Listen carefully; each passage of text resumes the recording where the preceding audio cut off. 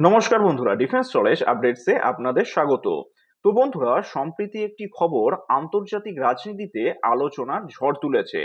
Hormuz প্রণালীর অস্থিরতার পর এখন আমেরিকার নজর পড়েছে মালাক্কা প্রণালীর ওপর।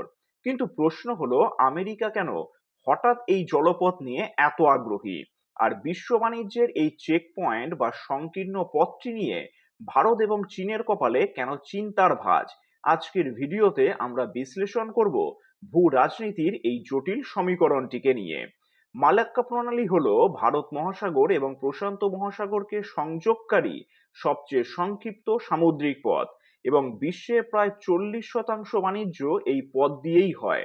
আর এটি কেবল পণ্য পরিবহনের রাস্তা নয়, বরং এশিয়ার অর্থনৈতিক শক্তির লাইফলাইন।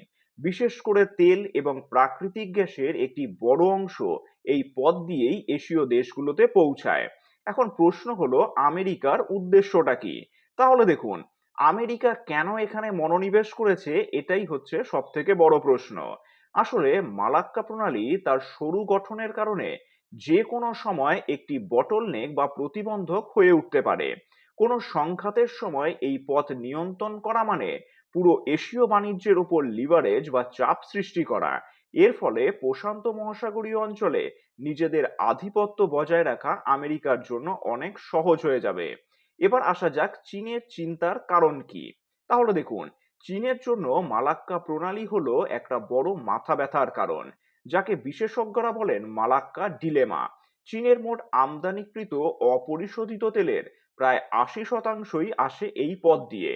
বেজিং এর ভয় হলো, যদি যুদ্ধের মতন কোনো পরিস্থিতি তৈরি হয় এবং আমেরিকা বা অন্য কোনো শক্তিশালী দেশ এই পথ অবরুদ্ধ করে দেয়, তবে চীনের অর্থনীতি স্থবির হয়ে পড়বে।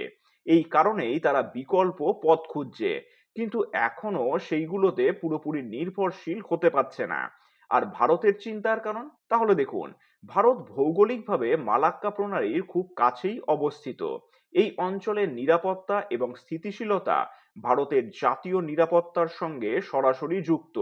আমেরিকা সহ অন্য কোনো শক্তি যদি এই অঞ্চলে সামরিক উপস্থিতি বাড়ায়, তবে ভারত মহাসাগরীয় অঞ্চলে শক্তির ভারসাম্য বদলে যেতে পারে।